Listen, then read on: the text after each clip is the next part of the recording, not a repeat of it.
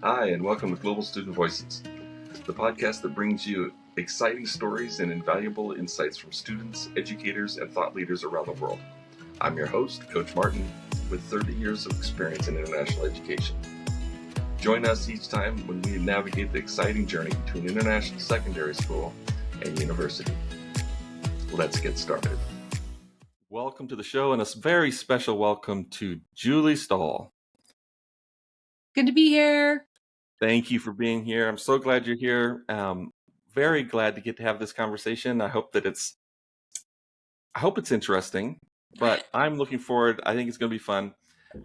Full disclosure, folks, this is a very powerful conflict coach and a very special leader in her own right. She also happens to be my sister, and so we're going to have a conversation where you as a listener get to listen in on two people who each have their own podcast, having a conversation with each other.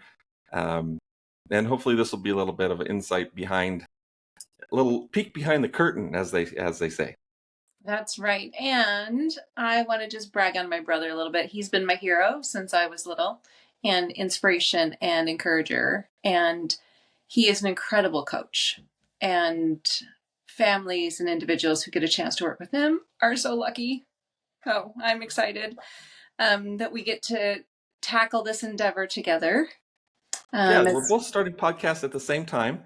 We are. And like every podcaster, we're experts in podcasting.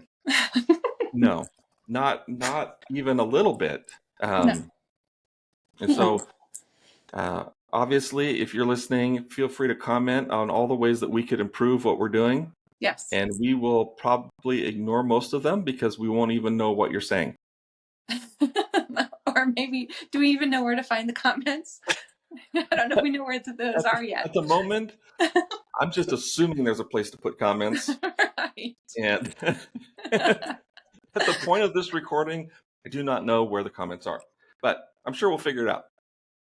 Exactly. And we're definitely glad that you're spending this time with us. Obviously, really honored that you would spend time with us. Honored that, Julie, you would spend time on the show.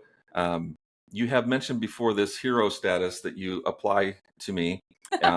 And I just want the listeners to know it's a delusion of childhood. And it's very real in adulthood. It's just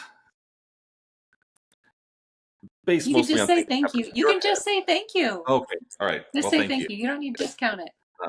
I will say to people listening in, and I'm going to let you explain more of what your specialty is because I can't do it justice. Yeah. But you do something, and again, I'm not gonna write what this is that you do, Mm-hmm. but I've observed you doing it, and I will say it's a very special gift. Mm. And should listeners have the opportunity to take advantage of this gift in your setting, do it, because what you do is really special. I could not do it. I actually have no interest in doing it. And I absolutely could not do it. It takes a very special person. And so when you hear her describe what she does, you're going to think that's impossible. Nobody can do that. And I'll just tell you, she does it, and I don't understand it. But tell us a little bit what you do. Yeah. So I build sacred communities. I create safe places for people to gather and ask questions and hear each other and explore. Many of the situations I'm in, we're looking at the sacred text, the scripture. But through the, it's challenging to explain. It's one of those things you kind of have to experience. But it's kind of this beautiful combination of great coaching where someone is asking you questions and you're pulling out of yourself what's already inside, and spiritual direction. So you're listening for the Spirit and what the Spirit is doing. And it's deep, meaningful conversation like we used to have in college, right? Where we're talking about things that are important to us and we're trying to figure out things and we're trying to make decisions and move forward. But and so it's like this blend of all of that into one space. And we're unpacking some of the gold nuggets, like going on a treasure hunt into the scripture, Yeah. that when we peel that back, it helps bring forth inspiration and insight into our own walk and where we're at, but also into what's happening in the group. So that's Yeah. So the easiest way for people to connect with you these days is through one of your circles, and you do those online. I do them online, do them in person. Immediate access would be going to the website juliejoy.world and finding one of the different circles that we're doing online there. Or if you want to do it in person, we can set up in-person stuff in your own community.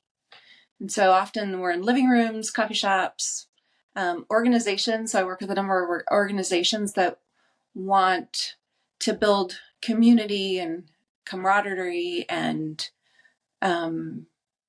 safe space for growth to happen. Yeah. Yeah. And so then I travel and I do that in person. Yeah. So I think one of the things that you've done, or at least we've talked about, is working with churches in conflict Mhm. and helping them to transform. Again, please correct everything that I say wrong, because I'm going to say lots wrong. But I would describe it like this: helping them to transform conflict into genuine community. Take what is currently a conflict and create a vibrant community out of it. Yeah. One of the challenges is our culture is in a place where we think that conflict is bad and that we're all, to have unity and peace, we need to actually all have the same ideas and all agree. And if somebody doesn't agree, well, then we have an issue. Mm-hmm. Whereas in the scripture, in the original Hebrew, like even the word Israel actually means wrestling. Jacob's name was changed to Israel, and the man, well, we don't know if it's a man or God, or man God, or sometimes depicted as an angel. Says to Jacob, your name is changed to Israel because you wrestled with God, you wrestled with man, and you remained in the tension. Whereas a lot of translations will say you won, but he doesn't actually win. But you remain in that.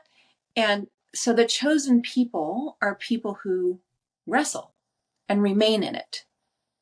And that's where we get the ironing, sharpening iron. And that's where we're refining our ideas and we're really beginning to hear each other and what that person means, because we're pushing in on, what did you actually mean by that? I don't know that I agree. Here's how I'm seeing it. How are you seeing it? How are you seeing it? And when we start to hear each other, for one, it builds belonging. If I value you enough to listen to you, even though I don't agree and I don't see it from that perspective, but if I listen well enough and you feel heard, now we have a connection and we start to feel like we belong together and in community. Yeah. So. Yeah. And that's clearly, I mean, anybody paying any attention to what's happening in the world, it's the absence, the severance of community. And regardless of what side you're on, I know we all long for a community. We all want to belong. Yes. And there are people on the quote on the other side of whatever issue or whatever fight we're in, that are people we want to still be in community with. Yes. Right. Maybe not today, but if we think about it, we probably still want to belong with them. Right. And we don't want them to hate us and we don't want to hate them. Right. But we're in a culture right now that is polarizing, and that we have to figure out we're right and they're wrong. But then we thought we had a group that we were all right together, and then we find, oh wait, someone else has a different opinion within our group, but we were all supposed to be the same. Yeah. And so then we don't feel like we belong, because we felt like belonging meant we all believe the same. Yeah. Yeah. That's so huge. And yeah, I think that's wonderful. And I think, obviously you should be way too busy to do this. And if at any point you don't feel like you're busy enough, then this just the story hasn't been told broadly enough, because obviously every organization, every church, every entity needs restoration of community and belonging, and having an expert that can come in and teach them how to do this. And I love that you do it. I think um, obviously we grew up in a church family. Dad was a pastor. Mom often worked for Christ-based organizations, and so obviously there's something really beautiful about being able to merge that upbringing and the authentic building of community, particularly for people of faith who want to reestablish, and for whom it's a command, like, you have to. So if you're not doing it, you don't know how to do it, call Julie. She'll walk you through it and get you moving in the right direction. And then pay her very generously, because she should be paid generously, and she will charge you. Here's my plug, and don't edit this out when you get this version of it. She's going to get this version, and she's going to try to edit this out. So watch it on mine, because I won't edit this out. And what I say is this: she's going to send you a bill, because you bill people for providing services for them. She's going to send you a bill, and you should just double it. Whatever she sends you is worth way, way, way more than she's going to charge you for it. So just know, when she sends you a bill, what you really should pay is at least twice. And if you're not sure if that's even enough, then talk to a business consultant in an organization and see what they would pay to do what's happening in your community. And then go ahead and add that on as a tip. I think I actually, before this was recorded, I was in another group, a group session, and it was all people like us who have an experience, have had an experience, have seen something in the world that needed help and could help. And we want to be a part of that positive change, and that's its own reward. But so many people like that have to also go, like, be a greeter at Walmart or something to pay the bills, because we don't charge enough for what we do, because it's reward enough, and that's just kind of it's just wrong. So if you're listening to this and you've had the opportunity to work with somebody like Julie or somebody else that's come in and provided you services and helped you reestablish community, and you decide, oh man, it was worth so much more than that, well, go ahead and pay them more than what they charged you, because they probably didn't charge you enough. Right. So, let's get a little bit into the background before you have a chance to play that off in some way. And we did grow up in a Christian family. We grew up, actually, I feel like we did our major growing up kind of on the road. We both call Kenya and Tanzania a part of our home, if not home. That's where I say I grew up. Yeah. And I think, when I talk to people who, most of the people I work with are global in some form or another. They're either international students, or they're families with international that have worked overseas, organizations that connect that way. And if any time between, like, well, it leaks in everywhere, but certainly if you spent any significant time between 5 and 18, then you grew up there. That was a critical time. And I talked to a sociology professor at one time, was sharing that she said, you were there during your developmental years. Like, it's part of, I've heard it referred to as the formative years. Yes, absolutely. Yeah. And they talk about nodal events, significant life events that affect who you are and what you have to offer the world. And so many of my nodal events, and even in my old age now, happened in that short time span when we lived in Tanzania and Kenya. Yeah. Is there one thing from that upbringing and that experience, or even just how you remember that experience, that shapes what you do in this new professional life of yours? I would say there's two key things. One is joy is not based on circumstances or material things. Yeah. The Africans, the people we knew in Kenya and Tanzania just radiated joy so significantly. And it wasn't tied to the size of a house or clothes or level of education or income or any of those things. So that piece feels like is a deep seed inside me. Yeah. And the other one is the ability to see and appreciate people from different perspectives. Mm. Mm-hmm. Yeah. Yeah. And a curiosity, just this curiosity. Yeah. Yeah. Well, I would add as an observation that what you're doing in community is really a form of integrated hospitality. Like you're creating this safe space, this place where literally everyone that walks in the door or logs onto the Zoom call or whatever they do is genuinely welcome in that space, which I don't know that a lot of Americans have ever experienced. And it's something that we just grew up, like we experienced it a lot. Like the reception that we have, and yes, not all missionary families have that experience. Not all people who serve overseas, but the cultural combination of what we experienced in East Africa, and maybe the unique church experience that we had there as well, we were just saturated. Yes. As recipients of hospitality. I mean, absolutely. And I think our parents also, I don't know if they learned that there or it was something they brought with them, but they also modeled a hospitality in a manner of excellence.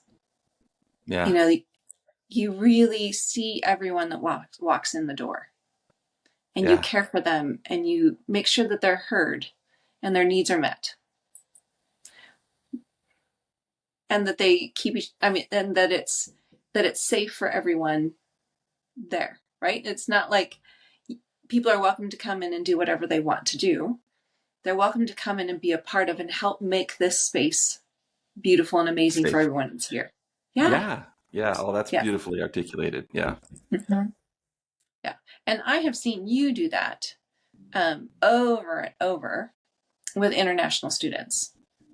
And, from the get-go, as soon as you had a house, even before, while you were still in college, those were the people you were gathering. Were the international students. And making sure that they were seen and appreciated and were able to adjust well to being in college or in the United States. And so I'm curious. Hey there, GSV listeners. Before we dive back into our conversation, I wanted to take a moment to thank our incredible guests, the students, school officials, and thought leaders who inspire us with their stories and insights. As you're listening today, be thinking of ways that you can support the guests of this show. There are links in the descriptions with just some of the ways. I'm Coach Martin, your host and your partner in navigating the university journey. Whether you're exploring university options, preparing for admissions, or seeking support during your academic path, my books provide practical guidance and insights to empower your university success. Join me in individual coaching, group sessions, or courses designed to equip you for university life and beyond. I am from Brazil, but I attended an American school in Indonesia for my secondary education. So my situation was really confusing and really scary. Coach Martin really understands global students, and he loves helping us out. Again, thank you for listening. Explore the podcast description for links and resources and contacts discussed in today's episode. Visit www.theglobalstudentsolutions.com to learn more and embark on your journey toward university success. Now, let's return to our conversation. I'm going to flip this around, and I'm going to start asking. Yes. So, you have this love and understanding of international students and their families and the challenges that they're going to face deeper than anyone I have ever met. Mhm. And so where did that come from, and why are you so passionate about this? Yeah, that's a great. Obviously, I mean, one of the stories I tell students, and one is to help them feel okay about what they're feeling, especially when they're in college. Um, but I still very visibly, like very um, viscerally. There's a SAT word. I just feel it in my bones the moment that, I mean, I was uniquely blessed that mom actually came to the States with me when I came to start college. And I remember the extraordinary anxiety I had about college choice and trying to figure out what's the right fit for me from way too far. I can't do college visits. I can't, all the things that colleges say you need to do in order to find a good fit. I couldn't do any of those things in my own experience. And so I came in to college with a huge amount of trepidation. And I know that that's a common experience that students have. And then, but I was blessed. My mom could come with me, but she couldn't stay. So I remember the moment that she got in the vehicle to head back to the airport. And I said goodbye to her in front of Decker Hall, which is an administrative building on the campus where I was going to do my undergrad. And in that moment, I thought, it's so great that she was able to come. First thought. Second thought, I'm crying and I'm a long walk from my dorm.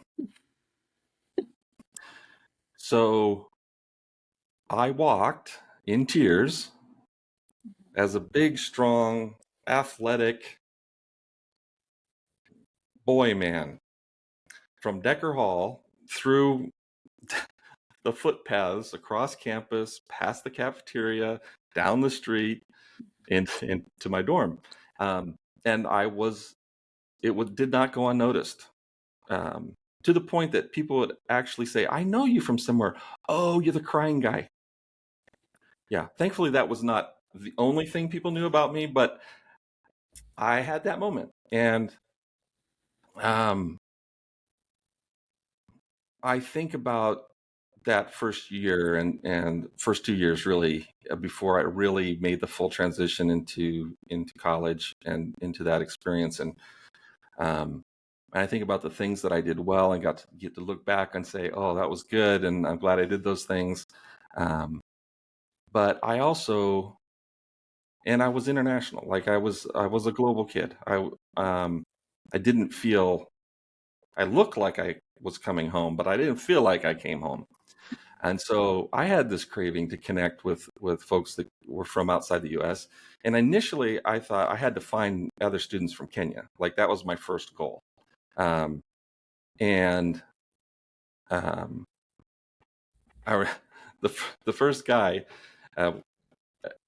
last name's Martin. So there was a Kenyan named Mdobi, last name. So we had our mailboxes close to each other on campus.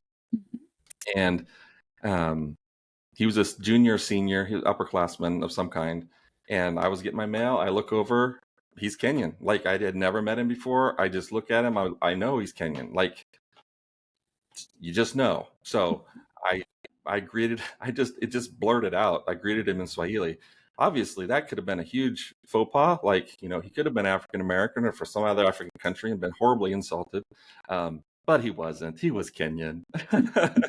And we had this conversation there in Swahili at the mailboxes.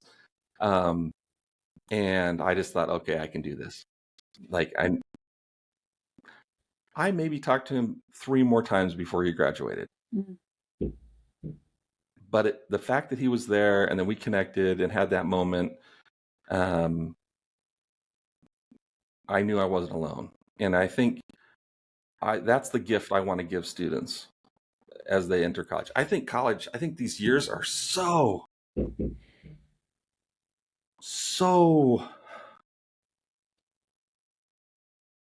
the possibilities that get unlocked for people between 16 and 24 the shifts in what we can do with our lives that happened during that time. And if people have chosen to be in college during that time, then doggone, they need to have a really good experience. They need to get as much out of it as possible. I just like you have to, like, whatever you're doing during this span, you've got to get like get it all. And I've seen just so many students, international, mostly global students, who come into their university with such extraordinary potential and then wither. Yeah. They get quiet, their personalities change. Some make dumb choices, some just think they should, and it's not a bad thing, but they just over focus on the academics and miss out on the social opportunities. And they just, yeah, I mean, there's just all kinds of potholes to fall into. And they're also really easy to avoid. And so, and I've 10 years working at a university, seeing how some people thrive and some people barely survive or don't survive at all. Right. There are some common characteristics. I know what they are. I can help you see them too, right? I mean, I just don't want to see that. And so it is like, it comes from my own experience, right? But it's and my own observation, but it's also like, that's the burden on my heart. Like, that's the thing I just can't get away from. And Yeah. I've tried to do other jobs, and it's not that I'm not successful in other fields. That's not, the heart isn't there. And there's been a pattern of you coming back to work with international students at a college. You were in charge of international students, and then you actually went and taught in an international school, and you were a principal there, and then helped students from the international school make the transition to college. And even now you live how many blocks away from a college campus, and you've invited the college, Purdue, right? Right. And so the international students are your people. You're bringing them in wherever you are. Yeah. Mm-hmm. Yeah. And there's something, and I can't really explain it all. I'll just kind of share this funny moment. And then we're going to have to do this again because we didn't get to any of my questions. But there's a Mexican bakery here in town, and their bread is awesome. And I love going there. It's great.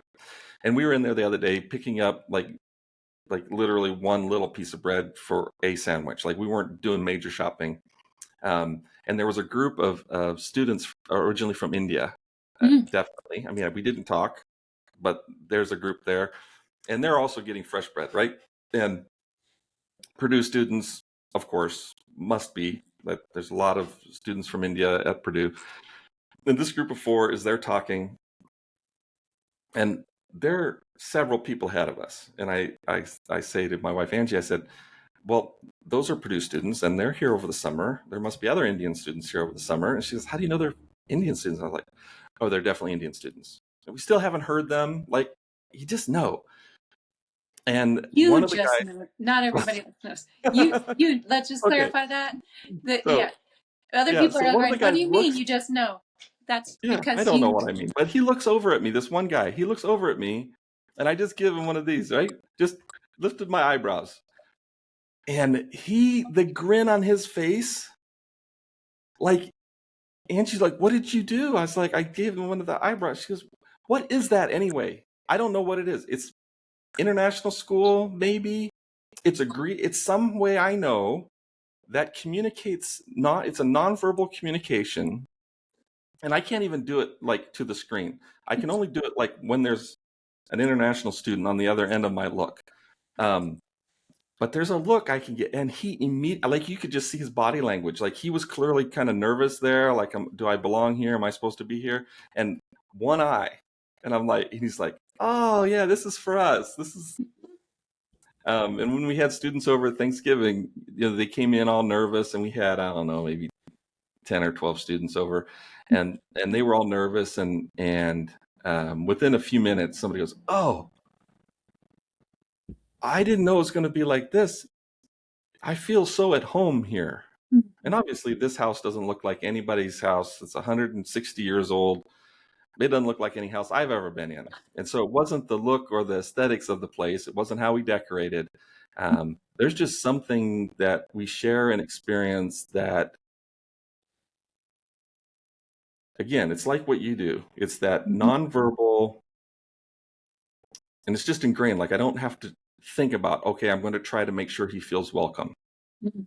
I didn't think, oh, these guys probably look nervous. They're from India and they're at a Mexican place in Lafayette. I didn't think about any of those things. I just looked at the dude and raised an eyebrow, and his body language all changed. And I think there is something, and I, again, definitely credit growing up in Kenya. Definitely credit our parents for creating something right in us that allows us to do that. And it's a gift we get to share. And I'm glad for the people who are going to get to be guests on your show, that they're going to get to experience I just that. want to say, hold on. I just want to say to any international students or parents who are listening to this, and you're trying to navigate how to get your students to college, reach out to Scott. Also, superintendents, principals, our high school counselors, and you're trying to figure out, how do I best help international students? You have access to an expert right here who is dedicated, passionate, and knows all of those roadblocks that international students, like, what's the SSN number? You know, that one that's on all the college applications. He knows how to navigate all those things that many of us don't even understand that those are a roadblock. So highly recommend you reach out and really set your kids up to have a great experience in college. Thank you. I appreciate that. And I appreciate you being on the show. If you've enjoyed this conversation and want to hear more, Julie, how do they find? Actually, as we're recording this, I don't know how to help you find our podcast, because I don't know how to do that yet. we don't have one. But if you're listening to this, you found us. So, correct, so come back. subscribe to it and then share it with people. I think you're supposed to do that. Make comments. Comments are helpful. I'm trying to understand the algorithms on like YouTube and stuff. Don't know anything about any of that. But if you do, whoever you are, do what you know you need to do to help share this message. We're only heard by people that you connect us to, and we're grateful for that. We're grateful you tuned in, and come back again. Watch for when Julie Joy is back on the show, and it will be a delight. We got some funny stories to tell, and we'll tell them next time. But thanks, Julie. Appreciate it.